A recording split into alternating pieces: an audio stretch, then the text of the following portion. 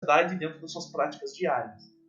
Né? Inclusive estabelecendo aí essa lógica do capital na maneira de como se relaciona com o outro. Tá? A ideia de modernidade que o Marx vem trazer também é aquela ideia de você, né, ele diz que a modernidade derrete, né, as instituições de outras épocas, né? Sim. Então, ele com Engels vão trabalhar muito disso, acho que no Manifesto Comunista mesmo, eles já comentam sobre isso, Sim. né? E olha que ali no manifesto eles são jovens garotos, né? Eles estão molecotes ainda. E a gente pode bater bola ali com um cara que viveu também durante esse período aí do século XIX, transição para o século XX, que foi o próprio Freud. Quando ele tenta compreender esse mal-estar nessa civilização, né? É que é legal você trabalhar essa ideia, porque essa ideia de substituição, né? Que vem o novo aí, então a gente vai desenraizar, né? A ideia seria desenraizar esse pensamento antigo e enraizar um novo modelo. E que né? tem a ver com a ascensão da burguesia, como classe social, estabelecimento. E acho que daí entra a questão do Freud, entra muito nisso, porque é uma questão natural. Acho que o Gleice vai poder falar mais. Então, cara, não existe. Foi. Não, mas peraí, ó. A questão do Freud não seria uma... Meio que fazendo coro até com Schopenhauer, assim, de... que a questão do Freud, essa insatisfação... Esse mal-estar fruto de uma insatisfação. Você tem um impulso e esse impulso, ele nunca é saciado, né? Nunca tá bom. Você sempre tem um novo impulso e constantemente... seria isso? Cara, no caso do mal-estar na civilização, é essa relação que principalmente existia durante essa sociedade aí que nós falamos que era sólida e que se desmanchou no ar, né? Principalmente essa questão com a repressão do indivíduo, seu instinto pela cultura da sociedade, né? Sobre aquilo que é realmente socialmente desejável desejar, né? Nesse sentido. E o Freud estava tentando ali tentar entender, né, a raiz dessa infelicidade do humano. Esse mal-estar, a gente pode traduzir essa experiência como uma angústia, né, uma experiência ligada a muita angústia, onde faltam palavras para nomear essa forma daquilo que nós sentimos. Sabe? Porque de certa forma o cara ele sempre não cabe não cabe na sociedade que ele tá, de alguma forma. Nesse contexto era, né, porque você tinha essa sociedade uma sociedade estável, civilizada, né, ordeira, que controlava esse indivíduo, né, que fazia frente a esse instinto de cultura. O que o Bauman ele vê na pós-modernidade, na modernidade líquida, é que é uma constante busca pelo prazer. Então nós tivemos essa ruptura, uma transição, um aprofundamento dessa sociedade que era civilizada, estável, ordeira, para essa sociedade de queda das estruturas, onde você vai ter uma sociedade principalmente pautada pela insegurança e a incerteza, sabe? Então, e a busca desenfreada por liberdade associada ao prazer. E essa incerteza também, ela pode ser entrada como uma parada de aventura mesmo, né, cara? Tipo, é o espírito livre, né? O espírito livre moderno, assim, podemos dizer, contemporâneo. Claro, não sei como vendido, pode ser vendido dessa maneira. Isso, tipo assim, isso é uma experiência de vida que eu coloco muito em prática, que a ideia é, tipo assim, isso aqui é problema do Lucas do futuro. Principalmente quando a gente fala de trabalhos que tem que ser entregues, daí fala, será? Eu sou o cara que vai provocar, será? Isso aí tá me lembrando a How I Met Your Mother, hein, Luquinha? Você tá assistindo? Exatamente, cara. Chega a final do bimestre, agora tem que fazer os diários, hein? Nossa, o ano passado foi muito disso, cara. Meu senhor amado.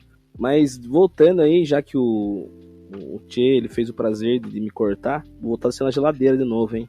As pessoas acham que você não pôde vir na semana passada. Eles não estão ligados como eu sou pulso firme nesse programa aqui. Eu sei, perdão, Surita, perdão. Vou pensar, vamos conversar no RH daqui a pouco. Cara, mas eu queria trazer só que a ideia é que, tipo, muita gente acha que é uma coisa, que é um pensamento que muda do nada, né? Então essa ideia de uma nova sociedade que a gente tá vendo também, essa nova mentalidade, cai também, é um processo, né, cara? Então, tipo assim, porra, O jeito que meu pai pensava ali, pós-Segunda Guerra, cara, não cabe mais. Acho que a gente em história, a gente toma muito cuidado com a ideia de você fazer comparações em períodos, para não ser anacrônico e tal, mas a gente pode fazer uma relação, por exemplo, nesse espírito que rolava também muito no Renascimento, né? E depois vem fortalecer com o Iluminismo, que é assim, o passado é um trauma para mim, cara. Eu tenho que trazer algo novo, renovar tudo, né? E dentro dessa parada, o novo que aparece pra gente é esse consumo, né, desenfreado, né, cara? A possibilidade de consumir as coisas, né, do mundo inteiro, né? Isso vai trazer uma carga, né, para as pessoas, que também, junto com a questão do neoliberalismo, né, que vai ganhando força, ele vai se estabelecer mesmo ali na década de 80, mas ele vai ganhando força nessa ideia de uma sociedade desengajada, né, cara? Então, tipo assim, as questões informais, essas rupturas com as instituições, com esses pilares que sustentam a sociedade, a economia, não existem mais. Então, o trabalho informal vira uma coisa muito recorrente, que é meio que a elite se apropriando de um pensamento da época, né? Então, ela pega essa galera que está com esse pensamento mais libertário, você pega lá, né, o movimento hippie, você pega as manifestações de maio de 68 na Europa, e fala muito sobre essa liberdade, né? Essa liberdade sexual também entra no meio, consumo de drogas, porque é tudo para sair da caretice, de certa maneira, né?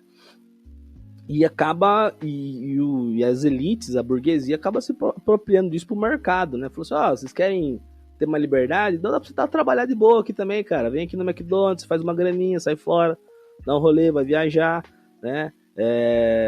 A vida é assim, e isso, né, vai ajudando também.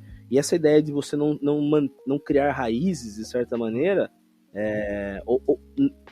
tanto em trabalho quanto de pensamento, e tudo ficar meio que a deriva, e você vai levando. Você cria uma questão, um desapego, né? Sim. Então você cria uma sociedade desapegada a questão coletiva, de certa maneira, né? Gabriel. Pode falar, tio, pode falar. Você levantou primeiro, mano. A questão que eu ia colocar era justamente sobre essa questão de não ter raízes, né? E, veja bem, o modo de produção do começo do século XX e do século XIX, ele exigia um controle mais rigoroso sobre o funcionário, por exemplo, e sobre a vida do funcionário, sobre a moralidade, inclusive, do funcionário, sobre o que ele estava fazendo, como que ele se relacionava, o que ele, né? Então tinha essa necessidade de controle sobre esse funcionário. E também havia uma necessidade de que houvesse uma reprodução da força de trabalho, né? Tanto que daí que isso explica muito o quanto foi conveniente o combate a doutrinas religiosas com relação aos métodos contraceptivos. Isso daí, em um determinado momento histórico, veio muito a calhar, porque até o próprio nome já diz proletário, aquele que tem muitos filhos, ou seja, aquele que fornece ampla força de trabalho para continuar movimentando essa máquina de moer gente.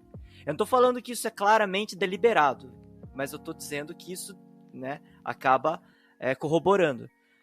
E só que com o avanço do grau de acumulação do capital, essa sociedade, essa família mononuclear, numerosa, ela vai perdendo a sua base material de sustentação.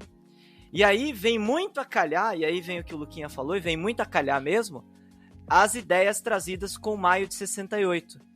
Que é um lance que, inclusive, a Angélica Lovato, que é uma socióloga da Unesp em Marília, ela faz esse debate que eu acho muito bom. Ela chama de transgressão resignada. O que é a transgressão resignada? Você não pode mudar o sistema. Você não pode mudar o modo de produção. A revolução está cada vez mais longe no horizonte. Mas você pode fazer pequenas transgressões dentro da ordem, dentro do sistema, que vão, né, captar esse ímpeto revoltoso, esse ímpeto pela mudança da juventude, mas sem alterar, né? Aí o Gleison mencionou muito bem a solidez, essa solidez que tem dentro de toda essa liquidez. Então o núcleo duro, ele não se mexe. O núcleo duro permanece inalterado. Mas essas transgressões resignadas dão a falsa impressão de movimento. Mas na verdade a gente ainda continua no capitalismo ferrenho, e essa máquina de moer gente aí que ferra com a nossa vida. É louco isso, Tchê. Tipo, tanto que vocês falaram agora, se a gente pega o filme do Forrest Gump, por exemplo, ele trabalha muito bem essa questão que o Luquinha falou agora há pouco, sobre essa busca que envolve, na verdade não é nem tão uma busca, mas é a negação, né, do que vem antes. Se a gente pega a Jenny, né, bom, se a gente pega o Forrest Gump, ele é o exemplo do American Way of Life ali acontecendo, né? Da mentalidade dos Estados Unidos e tal. Mas se a gente pega a Jenny, cada vez que ela aparece no filme, ela aparece diferente. Ela tá numa leva diferente, uma hora ela tá no movimento hippie, uma hora, tipo, cada vez que ela aparece, ela tá num rolê totalmente diferente, assim, né? Uma hora ela tá na balada, a galera da balada e tudo mais e tal. E o Luquinha falou esse lance da questão dessa geração, né, que, tipo, sai de algo e se depara com, de certa forma, um vazio. Eu lembrei da personagem da Jenny, porque é justamente isso. Cada vez que ela aparece de um jeito diferente, e ela retrata muito, em todas as cenas que mostra ela tem uma angústia ali, que é justamente ela buscando algo que ela ainda não encontrou, né? Então, se a gente pega, e como é um filme que ele se passa justamente nesse contexto de segunda metade do século XX, retrata muito bem isso que o Luquinha falou, essa questão de gerações imersas no consumismo, de tal forma que há uma perda do que buscar, né? Muito bem. É interessante ver como isso adentra, de fato, as nossas práticas diárias e influencia na maneira, de fato, como a gente se relaciona com o outro, né? Já puxando aí link com a nossa pauta sobre essa relação com o amor líquido e a própria sexualidade, né? O Bauman, ele é muito claro, ele fala que nesse processo da sociedade líquida, né, da modernidade líquida, é muito fácil a gente fazer amigos, né? É muito fácil essa conexão. Mas existe algo que é extremamente atrativo nessa sociedade também, que é a facilidade de se desconectar dos outros. Essa impessoalidade que acaba se espraiando e atingindo as nossas práticas em relação aos outros, né? E aí é muito interessante de ver a dificuldade que as pessoas têm de estabelecer relacionamentos, sejam eles de longa duração ou realmente se conectar ao outro. Acaba trazendo para uma lógica, quase uma lógica de consumo para a forma de relacionamento. Então eu compro, consumo e descarto, né? Como se as pessoas fossem de fato descartáveis, né? Então você acaba estabelecendo essa relação de uso e descarte com as pessoas, né? E algo que é interessante a gente trazer aqui para a roda para estar analisando, né? Como nós vemos imersos nas redes, é o próprio Tinder, né? Onde ali você vai pulando, né? Pulando de tela em tela, uma busca por autoafirmação, né?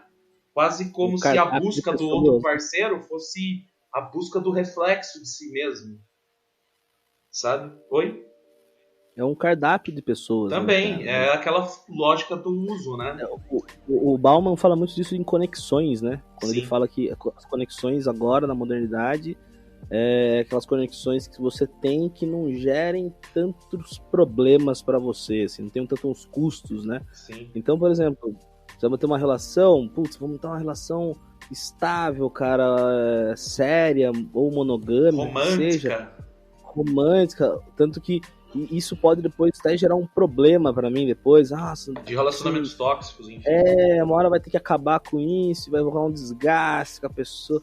Então eu prefiro já me relacionar com pessoas que também nem aí, e vai que vai, porque lidar com a frustração depois é muito mais fácil, Sim. né? Cara, tem uma frase aqui, só pra eu falar que eu lembrei agora e Veio fez do, mais sentido.